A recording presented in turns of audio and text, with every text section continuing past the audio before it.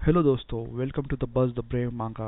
आज हम global freeze का नया चैप्टर कंटिन्यू कर रहे हैं जो मैंने आपके लिए इंग्लिश में रिवराइट किया है। पूरा विजुअल्स और एडिट्स मैंने खुद बनाया है ताकि एक्सपीरियंस स्मूथ रहे। ओरिजिनल मांगा को ऑफिशियल सोर्स से सपोर्ट जरूर करें। चलिए स्टार्ट करते हैं आज का chapter. Chapter 2663 killing the upper fang wolf clan 1। सभ्यता मायो मिंग का विकास हमेशा आगे की ओर नहीं रहा है, यह अक्सर पीछे की ओर भी मुड़ा रिग्रेस है। प्राचीन जादुई दुनिया में केवल सबसे अच्छे से अच्छे लोग ही जादू के काफी उच्च स्तर को बनाए रखने में सक्षम थे। उदाहरण के लिए ड्रैगन कबीले और ल्यूनेरियंस जैसे जीव। अन्य अधिकांश जातियों के पास कभी सितारों तक पहुंचने वाली सभ्यता रही होगी, लेकिन युग के अंत में उनकी अधिकांश आबादी और सभ्यता नष्ट हो गई। बाद में निर्माता क्रिएटर के नियमों की बाधाओं के तहत कबीला अपना आकार बढ़ाने में असमर्थ रहा और उन्हें टेक्टोनिक प्लेटों के दैनिक संकटों और अन्य कबीलों की प्रतिस्पर्धा को सहना पड़ा। परिणाम स्वरूप कई जीवित बची प्राचीन जातियों की सभ्यता में भारी गिरावट आई। मिंग राजवंश, मिंग डायनेस्टी के स्तर को तोड़ने वाला सबसे स्पष्ट जातीय समूह नैश जनजाति है, जो दक्षिण पश्चिम क्षेत्र के नीचे का दानव साम्राज्य है। फैंग वुल्फ क्लैन भी इसी तरह का है। उनकी समझ का स्तर बहुत ऊंचा नहीं है। हालांकि इसका मुख्य कारण ये नहीं है कि वे क्षेत्र में अपना रास्ता खो चुके हैं, बल्कि ये है कि वे एआई द्वारा निगल लिए जाने को लेकर चिंतित हैं। इसलिए उन्होंने स्वेच्छा से इस तकनीक को छोड़ दिया है।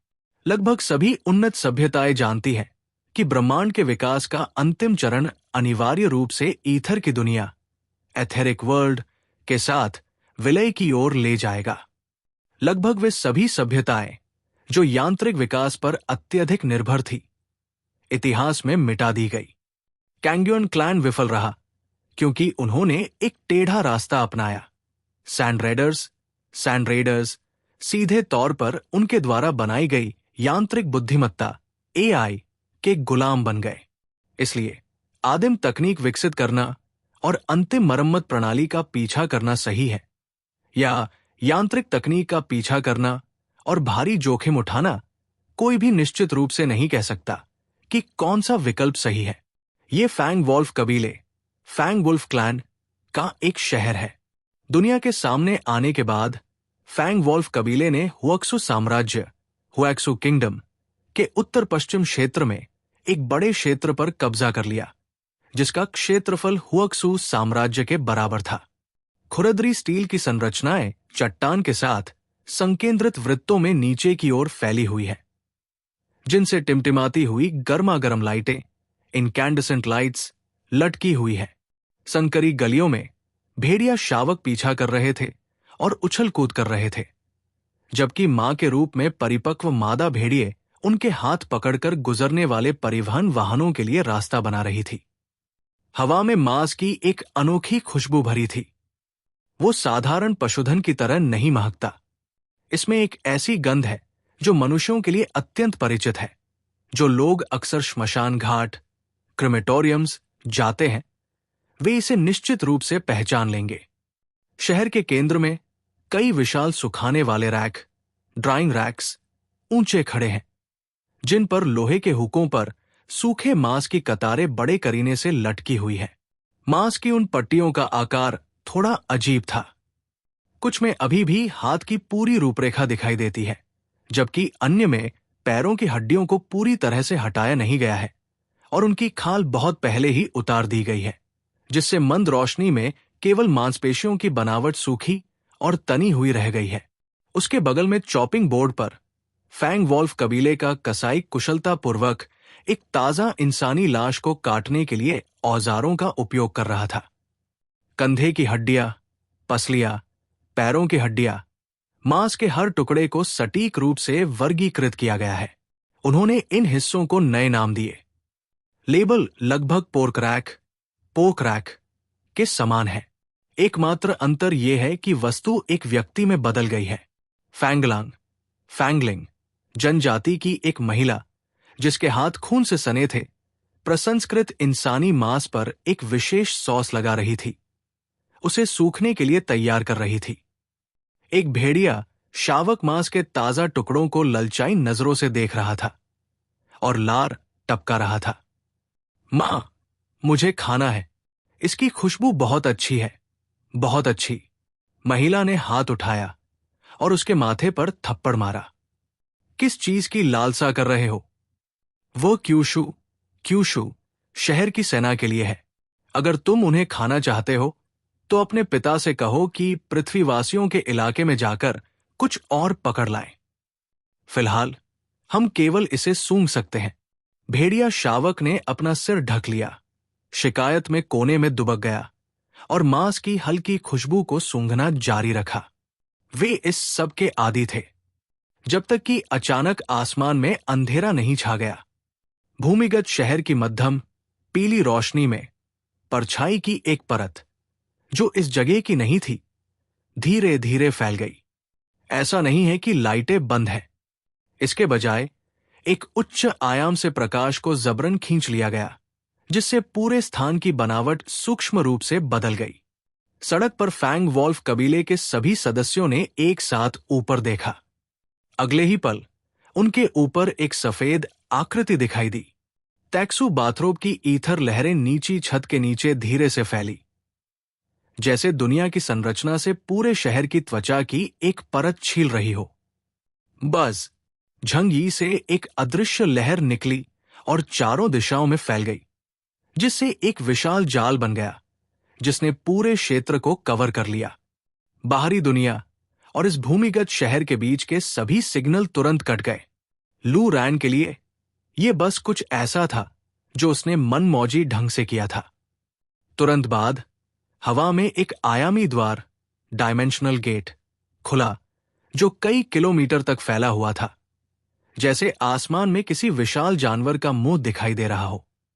एक के बाद एक चांदी जैसे धूसर यांत्रिक जीवन रूप, मैकेनिकल लाइफ फॉर्म्स, इस विशाल मुंह से ऐसे गिरे जैसे किसी बर्तन में पकौड़े डाले जा रहे हों। धमाका, धमाका, धमाका। भारी विमान जमीन पर दुर्घटनाग्रस्त हो गए। लोहे के फर्श पर भारी कदमों की आवाज से एक स्थिर, लयबद्ध गड़गड़ाहट पैदा हुई। प्रत्येक सैंड स्वीपर रोबोट को हर सड़क और गली की ओर निशाना बनाया गया था, जो संभावित भागने के सभी रास्तों को ठंडेपन से लॉक कर रहा था। लू रैन एक ऊंचे मंच पर खड़ी थी। उसकी उंगलियां प्रोजेक्शन स्क्रीन पर दौड़ रही थी। शहर के ऊपर से एक अदृश्य सिग्नल शील्ड नीचे आई, जिसने पूरे भूमिगत शहर को एक बंद सिग्नल खोल के भीतर सील कर दिया। संचार विच्छिन्न, कम्युनिकेशंस इंटरप्टेड, सभी बाहरी कनेक्शन बंद कर दिए गए हैं। स्थानिक निर्देशांक लॉक, स्पेशल कोऑर्डिनेट्स लॉक्ड। उसकी आवाज आंतरिक चैनल के माध्यम से झंगी की टीम और शैडो ऑफ फूइंग टीम के प्रत्येक सदस्य तक पहुंचाई गई। अब शिकार शुरू होता है। एक पल में सब कुछ हो गया और फैंग वॉल्फ कबीले का पूरा शहर बड़े पैमाने पर अराजकता में डूब गया। फैंग वॉल्फ कबीले की सैन्य कमान पूरी तरह से अस्त व्यस्त है। अलार्म लगातार बज रहे थे और लाइटें रुक रुक कर चमक रही थी। फैंग वॉल्फ कबीले के कई शक्तिशाली सदस्य, जो सभी इप्सिलॉन स्तर पर थे, एक विशाल सामरिक रेत की मेज, टैक्टिकल सैंड टेबल के सामने खड़े थे, लगभग अपनी आंखों पर विश्वास नहीं कर पा रहे थे। निगरानी फुटेज में सड़कें चांदी जैसे धूसर मशीनों के सैलाब से भरी थी और मानव आकृतियां हवा में तैर रही थी। जिन्हें गुप्त रक्षा माना जाता था, उन्हें आसानी से भेद रही थी। यांत्रिक जीवन रूप शहर को अंदर और बाहर से जानते थे और उन्होंने जल्दी ही सभी प्रमुख स्थानों पर कब्जा कर लिया। उन्होंने पूरे शहर को सील कर दिया। फिर भी उन्होंने फैंग वॉल्फ कबीले के एक भी सदस्य को नहीं मारा। उन्होंने इतनी ठंडक से शहर को सील कर दिया और यह एहसास और भी अधिक डरावना और भयानक था। असंभव। उन्हें यह जगह कैसे मिली? कोड लीक नहीं हुआ था। वेशविन्यास, डिस्गाइज एकदम सही था और सतह के सभी रास्ते सील कर दिए गए थे। जब तक कि हमारे बीच कोई गद्दार न हो जिसने जानकारी लीक की हो। इससे पहले कि शब्द पूरे होते, कमांड रूम की छत थोड़ा कांप उठी। ऊपरी बीम से एक पतली काली रेखा धीरे धीरे फैल गई। ऐसा लग रहा था मानो किसी ने एक अदृश्य चाकू लिया हो और लापरवाही से बाहर से अंदर की ओर एक चीरा लगाया हो। फिर दरार चुपचाप फैल गई। काली रेखा के साथ एक अकथनीय भयानक बल ने तुरंत पूरे कमरे को भेद दिया, जिससे epsilon level inhuman fang wolf कबीले के सदस्यों के शरीर एक साथ जम गए। उनके पास ऊपर देखने का समय भी नहीं था। आयामी कॉर्ड समाधान, डायमेंशनल कॉर्ड सॉल्यूशन। झंग यी ने केवल इस जगह पर एक नजर डाली। उनकी नजर के एक हल्के घुमाव के साथ स्थानिक संरचना ने फैंग वॉल्फ कबीले के उन लंबे, शक्तिशाली सदस्यों को आयामी रेखा से जबरन अलग कर दिया। उनके हाथ और पैर ऐसे थे जैसे किसी अदृश्य सर्जिकल चाकू, स्कैल्पल द्वारा टुकड़े टुकड़े करके छीले जा रहे हों, और उनकी शक्ति एक पल में पूरी तरह से सील कर दी गई थी। Chapter 2664, killing the upper fang wolf clan 2। पूरे शहर में चीखें गूंज उठीं। फैंग वुल्फ क्लैन के अधिकांश नागरिकों ने पहले कभी ऐसा कुछ नहीं देखा था। वे घबराहट में चिल्लाए। यांत्रिक जीवन रूपों, मैकेनिकल लाइफ फॉर्म्स की एक श्रृंखला चुपचाप शहर के चारों ओर तैर रही थी, जो नीचे मौजूद भेड़िया शावकों को ठंडी नजरों से देख रही थी। कुछ फैंगवॉल्फ योद्धा अब और सहन नहीं कर सके और उन्होंने सबसे पहले गोलियां चलाई। अपने पुराने लेजर हथियारों से हमला किया, लेकिन वे यांत्रिक जीवन रूप, वे सैंड स्वॉलोइंग गार्ड रोबोट्स, जिन्हें लू केरन द्वारा मरम्मत और संशोधित किया गया था, उन्होंने उनकी ओर उदासीनता से देखा। शू शू शू लेजर हथियारों ने तूफान की तरह हमला किया, लेकिन जब वे सैंड स्वीपर रोबोटों के करीब पहुंचे तो उन्हें उनके सामने मौजूद ऊर्जा अवरोध, एनर्जी बैरियर द्वारा पूरी तरह से रोक दिया गया। सभी हमले इतने फीके और अप्रभावी लग रहे थे। ये रोबोट पूरी सभ्यता को नष्ट करने में सक्षम है।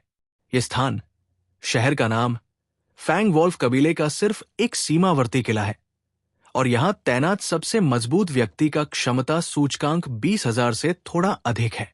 ये सैंड स्वीपिंग रोबोट प्रत्येक एप्सिलॉन के खिलाफ लड़ने में सक्षम है। वे वास्तव में क्या करना चाहते हैं? फैंग वॉल्फ कबीले के योद्धा दंग रह गए। दुश्मन ने उनके सभी हमलों को नजरअंदाज कर दिया और बस शहर को सील कर दिया। कोई भी सिग्नल बाहर नहीं जा पा रहा था। वे अब जोकरों के झुंड की तरह लग रहे थे, जो व्यर्थ में संघर्ष कर रहे थे। ये एहसास कि एक तूफान आने वाला है उन्हें और भी घबराहट में डाल रहा था। दूसरी ओर झंग यी सबसे पहले सैन्य मुख्यालय पहुंचे और एक ही चाल, डायमेंशनल स्ट्रिंग रिलीज, आयामी स्ट्रिंग विमोचन से शहर के कई शीर्ष योद्धाओं को तुरंत मार डाला। उनके अंग प्रकाश की गति से अलग कर दिए गए और यहां तक कि उनके सिर भी छेद दिए गए। हालांकि वे मरे नहीं, लेकिन वे अब खड़े नहीं हो सकते थे। मस्तिष्क के एक निश्चित क्षेत्र को नुकसान पहुंचाने से मृत्यु नहीं होगी, लेकिन इससे चेतना में भ्रम पैदा होगा, जिससे महाशक्तियों को सटीक रूप से सक्रिय करना असंभव हो जाएगा। धड़, जो अब अंगों से रहित था, एक भारी गूंज के साथ जमीन पर गिर गया। उनकी चेतना अभी भी अपेक्षाकृत स्पष्ट थी, लेकिन उनके शरीर छटपटाते हुए अवशेष बन गए थे। अब वे भेड़िए और सुअर बन गए हैं। तुम हो शहर का अल्फा वुल्फ नेता। डर के मारे आसमान में सफेद कवच वाली आकृति को देख रहा था। डर ने उसके पूरे अस्तित्व को जकड़ लिया था। मनुष्यों की छठी पीढ़ी का सबसे मजबूत व्यक्ति, केओस, वो इस व्यक्ति को जानता था। 2 साल पहले ऑस्ट्रेलियाई महाद्वीप पर हुई उस लड़ाई के बाद से पूरे फैंगवॉल्फ कबीले ने इस आदमी को याद रखा है, और अब वो सितारों से वापस आ गया है। शैडो स्क्वाड के सदस्य चारों दिशाओं से अंदर घुस आए, तेजी से कमांड सेंटर को सील कर दिया, उन नेताओं को घसीट कर ले गए जिनके अंग पंगु हो गए थे, और उन्हें शहर के केंद्र में चौक पर फेंक दिया। झंग यी ने ये सब उदासीन आंखों से देखा, फिर अपना हाथ हिलाया और आगे बढ़ने का आदेश दिया। इस प्रकार शैडो फोर्स और मैकेनिकल फोर्स, जिसने पूरे शहर को घेर लिया था, शहर के केंद्र की ओर बढ़ने लगी। पूरा शहर जल्दी ही एक अजीब सन्नाटे में डूब गया। फैंगवॉल्फ कबीला पागलों की तरह भागा, लेकिन हर सड़क के अंत में उन्होंने पाया कि वहां ठंडे यांत्रिक सैनिक खड़े थे, जिनकी बंदूकें ऊर्जा किरणों से भरी हुई थी, जिससे उनकी रीढ़ में सिहरन दौड़ गई। किसी भी टकराव की अनुमति नहीं थी। यदि कोई हिंसक रूप से विरोध करने का प्रयास करता तो उसे सटीक रूप से मारकर बेहोश कर दिया जाता। सही बात है, उन्होंने उन्हें केवल बेहोश किया। उन्होंने फैंगवॉल्फ कबीले के एक भी सदस्य को नहीं मारा। यहां तक कि अगर उनका सामना वास्तव में कुछ शक्तिशाली फैंगवॉल्फ कबीले के सदस्यों से होता है तो वे ज्यादा से ज्यादा एक हाथ या पैर खो देंगे, लेकिन वे उनकी जान बख्श देंगे और फिर उन्हें मरे हुए कुत्तों की तरह घसीटते हुए ले जाएंगे। फुइंग शैडो स्क्वाड के सदस्यों ने फिर उन्हें विभिन्न कोनों से धीरे धीरे शहर के केंद्र की ओर खदेड़ दिया। फैंगवॉल्फ कबीले को जल्दी ही एहसास हो गया कि ये लोग उनका गला घोंटने के लिए यहां नहीं आए हैं। ये एक समन्वित हमला है। हालांकि वे दूसरे पक्ष के उद्देश्य को समझ गए थे, लेकिन पूर्ण वास्तविकता के सामने वे शक्तिहीन थे। फैंगवॉल्फ कबीले का हर योद्धा, चाहे वो शहर में लड़ रहा हो या भूमिगत गोदाम में दुबका हो, बिना किसी अपवाद के ढूंढ लिया गया और भेड़ों की तरह शहर के बिल्कुल केंद्र में खदेड़ दिया गया। शहर का केंद्रीय चौक बहुत बड़ा है। यह स्थान मूल रूप से वो जगह थी जहां फैंग वॉल्फ कबीला बलिदान और व्यापार करता था, लेकिन अब ये कैदियों को रखने की जगह बन गया है। फैंग वॉल्फ कबीले के 50,000 से अधिक सदस्यों को परतों में अंदर धकेला गया, जिससे वहां एक घना जमावड़ा हो गया। कुछ कवच पहने हुए थे, कुछ साधारण कपड़ों में, और वे कोई खतरा पैदा करते नहीं लग रहे थे। वहां युवा भेड़िया शावक भी थे, साथ ही रसद, लॉजिस्टिक्स के प्रभारी महिलाएं और बुजुर्ग भी थे। वे एक दूसरे के खिलाफ दबे हुए थे। उनकी आंखें गहरे डर से भरी थी। वे नहीं जानते कि उनका भाग्य उन्हें कहां ले जाएगा, लेकिन जब वे गलती से इंसानी मांस को कुछ जगहों पर सूखे मांस, क्योर्ड मीट की तरह रखे हुए देखते हैं तो उनके दिलों में घबराहट तेजी से बढ़ जाती है। चौक के एक तरफ इप्सिलॉन लेवल के शक्तिशाली योद्धा, जिनके अंग पंगु हो गए थे, उन्हें एक मंच के किनारे अकेला छोड़ दिया गया था। मुड़े हुए लकड़ी के खूंटों की तरह उनकी आंखें अभी भी खून जैसी लाल थी। जो मैदान के केंद्र में सबके सामने खड़ी सफेद आकृति को एकटक देख रहे थे। व्हाइट एम्परर का युद्ध सूट सुंदर है। लड़कियों द्वारा बनाई गई चीजें हमेशा भव्य होती हैं, खासकर जब झंग यी जैसे सुंदर आदमी ने पहनी हो तो ये उन्हें एक देवता जैसा दिखाता है। उन्होंने एक चाल चली, लेकिन अब तक उन्होंने कुछ नहीं किया। हालांकि ये देखने के बाद कि फैंग वॉल्फ कबीले के लगभग सभी सदस्य आ गए हैं, उन्होंने अंकल यू से फिर पूछा, क्या फैंग वॉल्फ कबीले के सभी सदस्य यहां हैं? किसी को भूलना मत, यहां तक कि पालने में लेटे हुए भेड़िया बच्चों को भी नहीं। अंकल यू ने सिर हिलाया और कहा, झांगी, जब हम काम करते हैं तो तुम निश्चिंत रह सकते हो। हम चपे चपे की तलाशी लेंगे और कोई भी जीवित चीज हमारी नजरों से नहीं बचेगी। झंग यी ने संतुष्टि में सिर हिलाया।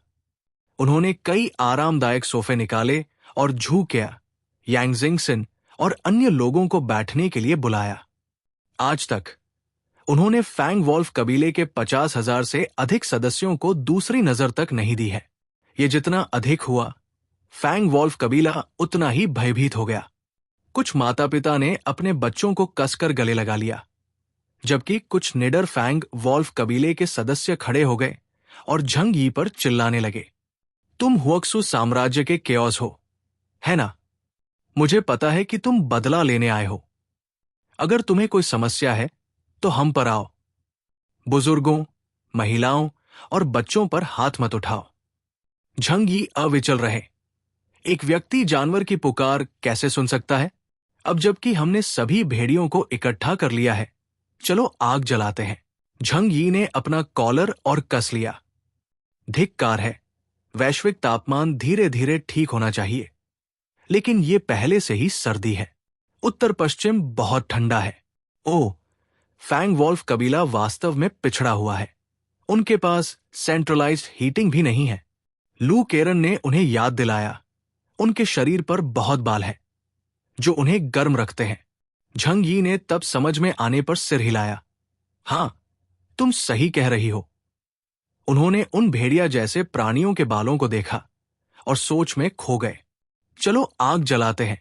उन्होंने चुटकी बजाई और तुरंत बड़ी संख्या में यांत्रिक जीवन रूप हरकत में आ गए। जल्द ही उन्होंने शहर से बड़ी मात्रा में लकड़ी, कोयला और ईंधन तेल इकट्ठा किया और उन्हें चौक के केंद्र में ऊंचा ढेर कर दिया। जब उन्हें जलाया गया तो शहर के केंद्र में एक विशाल अलाव, बॉनफायर, दिखाई दिया। लकड़ी ऊंची जमा की गई थी, लपटें दहाड़ रही थी और गर्मी की लहरें बाहर की ओर निकल रही थी, जिससे फैंग वॉल्फ कबीले के लोगों के चेहरों के बाल सूख रहे थे। दोस्तों, ये था आज का चैप्टर। आपको एपिसोड कैसा लगा कमेंट में ज़रूर बताएं। अगर आप मांगा स्टोरीज एंजॉय करते हैं तो वीडियो को लाइक करें और बस द ब्रेव मांगा को सब्सक्राइब करना मत भूलिए। मिलते हैं नेक्स्ट चैप्टर में। Thank you.